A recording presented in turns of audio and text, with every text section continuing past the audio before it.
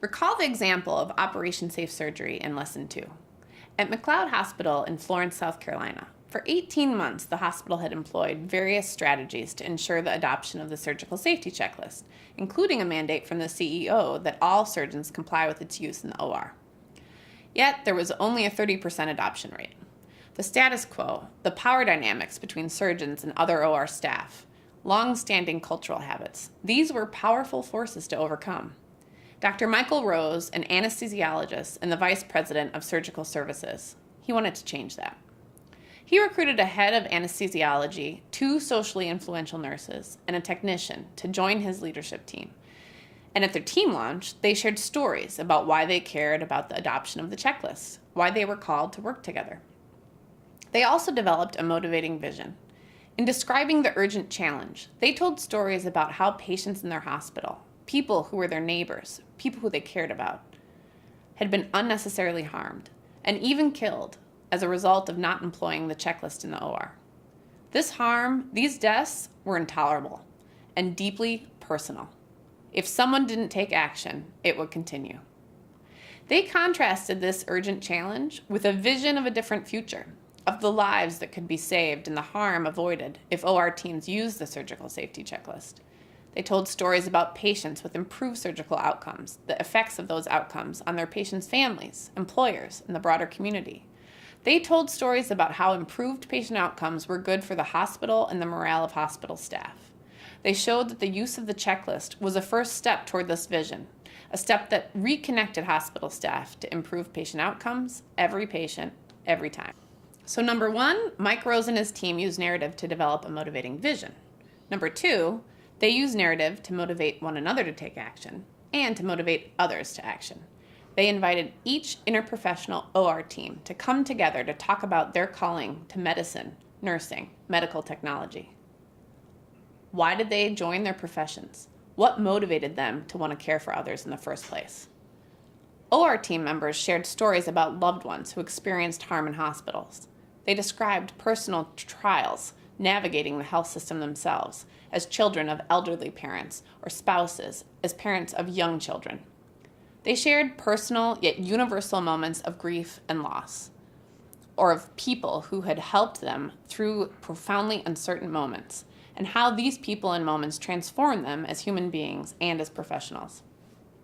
Through the telling of these stories, hospital staff connected to each other and their shared values. Some described having worked together for over 25 years and only then learning of one another's motivations to do the work that they do.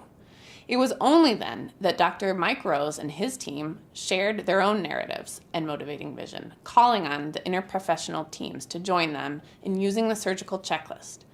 Was it any surprise that people said yes? I had the pleasure of visiting McLeod Hospital in the middle of this effort to speak to nurses who had participated and those that had not. It was clear that there were secondary effects to this approach. Not only were OR teams using the checklist at an improved rate of 90%, saving lives and avoiding harm, but there was higher job satisfaction reported by nurses and technicians who participated. They had connected to their own motivations, they had built stronger relationships with their colleagues interprofessionally, and understood their values.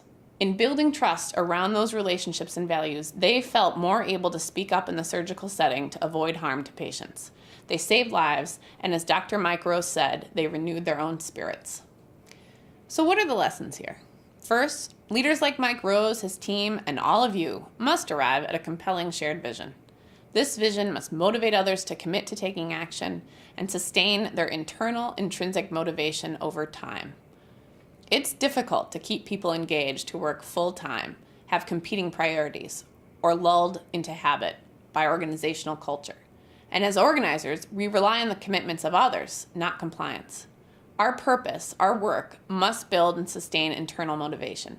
The discursive process of identifying a motivating vision allows us to envision the future collectively, make choices to move toward that vision, and construct an identity around the values that motivate these choices. Narrative offers a framework for us to develop clear and collective visions and build a value-based culture around that vision. Second, there are many opportunities to build narrative into the fabric of our work. We use it to call others to join us in action in one-to-one meetings, in team meetings, in front of a large group, and as part of every action we take together.